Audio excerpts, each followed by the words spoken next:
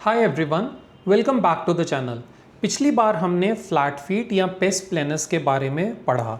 उसमें exactly pace planes होता क्या है, रिजिड पेस प्लेनस और flexible pes planus, rigid flat feet, flexible flat feet exactly होता क्या है उसके बारे में हमने जाना।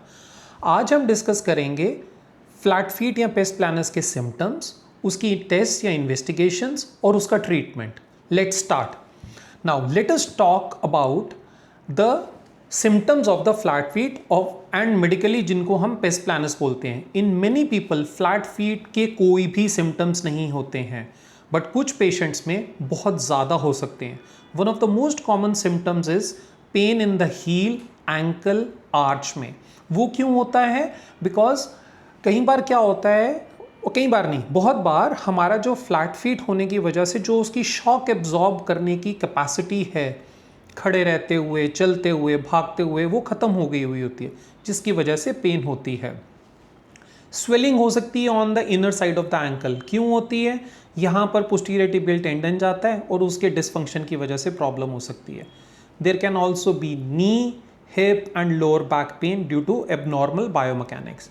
बच्चों और एडोलेसेंट्स में पेरेंट्स नोटिस करते हैं कि एक्टिविटी के बाद बच्चे या एडोलेसेंट्स जो हैं वो पेन कंप्लेंट करते हैं अपने पाँव में। उसके बाद जो हमारा फुटवेयर है, फ्लैट फीट वाले बच्चों में या बड़ों में जो फुटवेयर है या शूज़ हैं वो अंदर की साइड से घिस जाते हैं, they wear out very fast. This is a very very classical symptom और sign of the flat foot. कुछ ऐसी जॉब्स हैं जैसे कि पुलिस, सारा दिन खड़े रहना, टीचर्स, उसमें भी सारा दिन खड़े रहना। जैसे जैसे दिन बीतता जाता है, as the day progresses and goes by, flat feet के होने की वजह से पाँव में एक्स होना स्टार्ट हो जाती हैं, दर्दें होना स्टार्ट हो जाती हैं। सो समरी में it can be absolutely painless and asymptomatic, और कुछ पेशेंट्स में ये बहुत ज़्यादा तंग करता है। अब हमने सिम्टम्स तो देख लिए, अब इसके लिए टेस्ट्स क्या होते हैं या इन्वेस्टिगेशंस क्या होती हैं। सबसे बड़ा, सबसे इम्पॉर्टेंट और सबसे फोरमोस्ट टेस्ट जो है वो क्लिनिकल एग्जामिनेशन है। Once the patient goes to the doctor, clinical examination is the gold standard of flat feet. पैरों को पीछे से देखा जाता है, पैर ऐसे हैं, पैरों को पीछे से देखा जाता है, पैर नीचे लगते हैं, हील्स जो हैं वो वाल्गस में होती हैं, टेढ़ी होती हैं पीछे से देखने पे। टू मेनी टोज साइन, बाहर की तरफ आता है तो बहुत सारे टोज दिखते हैं, बहुत सारी पैरों की उंगलियां पीछे से दिखाई देती हैं, जबकि नॉर्मल फीट में ऐसा नहीं होता है। हम पेशेंट को बोलते हैं टिप टो करो, अपने पंजों पे खड़े हों। दिस ऑल्सो, अगर आर्च रीअपियर होती है तो फ्लेक्सिबल फ्लैट फुट है, अगर नहीं होती है तो रिजिड होती है। अब एक और टेस्ट है जिसको हम वेट फुटप्रिंट टेस्ट कहते हैं। पैरों को या तो पानी से गीला कर लीजिए या इंक्स आती हैं, ठीक है, उससे गीला कर लें। इंक जो है वो पैरों पे सोल वाली साइड पे लगाई जाती है, and then the patient is asked to walk. The sole imprint on a sheet or a floor gives the diagnosis of flat foot. Normal flat foot में curved print आता है, जबकि flat foot में broad और complete footprint आता है। Imaging जो होती है, अब इमेजिंग क्या होती है, रेडियोलॉजिकल इन्वेस्टिगेशन जो होती है उसका बहुत ज़्यादा रोल नहीं है फ्लैट फुट की डायग्नोसिस में। हम वेट बेयरिंग एक्सरेज कर सकते हैं एपी एंड लैटरल व्यू में। This helps in assessing Meary's angle, calcaneal pitch and talo-first metatarsal angle. ये तीन चीज़ें जो होती हैं, ये कुछ चीज़ें ऐसी हैं जो कि बताती हैं type of the flat foot and the degree of the flat foot. These are radiological angles. कुछ पेशेंट्स में टार्सल्स, हमारे टार्सल्स बोन्स होती हैं पैरों में, वो जुड़ी हुई होती हैं, टार्सल कोएलिशन होता है, जिसकी वजह से पैर जो होते हैं वो पेनफुल होते हैं और रिजिड होते हैं। इसमें सीटी स्कैन या एमआरआई कर सकते हैं।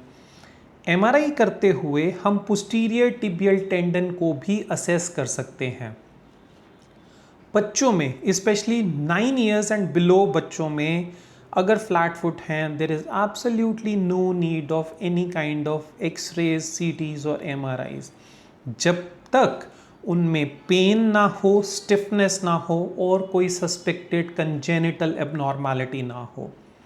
सो ध्यान रखें, क्लिनिकल टेस्ट जो हैं that is the first and the foremost of importance in differentiating flexible and rigid flat foot है या नहीं है। अब ये दो चीजें हो गई। Now let's come to what everyone wants to know कि ये ट्रीट कैसे होता है, how do we treat the flat foot. First and the foremost thing to remember is not all flat feet require treatment. हर flat foot patient को treatment की ज़रूरत नहीं होती है। If the patient is asymptomatic, उनको फ्लैट फुट तो हैं बट किसी भी तरह की कोई पेन वगैरह नहीं है, तो उनको सिर्फ रीएश्योरेंस दी जाती है और उनको बोला जाता है कि एवरी 6 मंथ्स वो एक बार आके दिखाएं। अब कुछ पेशेंट्स ऐसे हैं जिनको पेन होती है, उनको सिम्टम्स हैं, जैसे पेन है, फटीग होती है, इंस्टेबिलिटी होती है, उसमें जो ट्रीटमेंट हम करते हैं। अब ट्रीटमेंट जो है वो दो तरह से है, नॉन सर्जिकल और सर्जिकल। पहले मैं बात करूंगा सर्जिकल ट्रीटमेंट की। सर्जिकल ट्रीटमेंट बहुत रेयर है फ्लैट फीट में, until unless it is a debilitating flat foot. Debilitating का मतलब हो गया इतना ज़्यादा प्रॉब्लम है कि पेशेंट जो है वो चल नहीं पा रहा है बिल्कुल भी because of the flat foot, तो हम सर्जरी के बारे में सोचना स्टार्ट करते हैं। और नॉन सर्जिकल या कंजर्वेटिव ट्रीटमेंट क्या है, नाउ लेट्स सी। हम फुट मॉडिफिकेशंस देते हैं, फुट वियर मॉडिफिकेशंस देते हैं, जिसमें कि वेल कुशन्ड शूज़ होते हैं, जिसमें कि हील के अंदर हम मीडियल आर्च सपोर्ट लगाते हैं। इनको हम ऑर्थोटिक इंसोल्स भी बोलते हैं। कई बार ये जो मीडियल आर्च सपोर्ट है वो कई बार रेडीमेड शूज़ में भी अवेलेबल है। बहुत अच्छे अच्छे ब्रांड्स हैं मार्केट में शूज़ के, बट देन दो शूज़ आर कॉस्टली।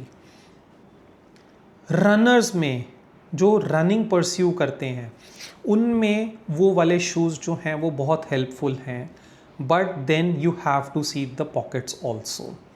उसके बाद ऑर्थोटिक इंसोल आता है। इंसोल में क्या है, हम स्पेशलाइज्ड कस्टमाइज्ड इंसोल्स बनवाते हैं, जिसमें कि पूरा का पूरा पैर के नीचे इंसोल लगता है, शू के अंदर इंसोल लगता है जिसके ऊपर हम चलते हैं, और उसमें मीडियल आर्च सपोर्ट्स आती हैं। उसके बाद आती है फिजियोथेरेपी। टारगेटेड एक्सरसाइजेस की जाती हैं to strengthen posterior tibial tendon. Foot की इंट्रिंसिक मसल्स को स्ट्रेंथन किया जाता है, काफ मसल्स को स्ट्रेंथन किया जाता है ताकि वो फुट मैकेनिक्स को इम्प्रूव करे। Stretching of the Achilles tendon is done to help it. बच्चों में एक्टिविटी मॉडिफिकेशन, आर्च सपोर्ट्स जो हैं उससे ज़्यादा और कुछ भी करने की ज़रूरत नहीं है। जैसे कि मैंने पहले बताया, नॉन सर्जिकल में 99.999% पेशेंट्स जो हैं वो सेटल हो जाते हैं।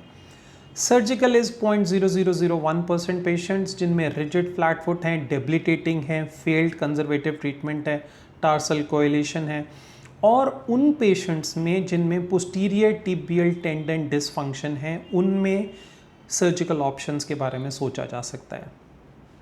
सो समरी में most cases of flat feet, specially flexible and asymptomatic ones, are managed conservatively, but early identification and individualized or customized treatment is the key.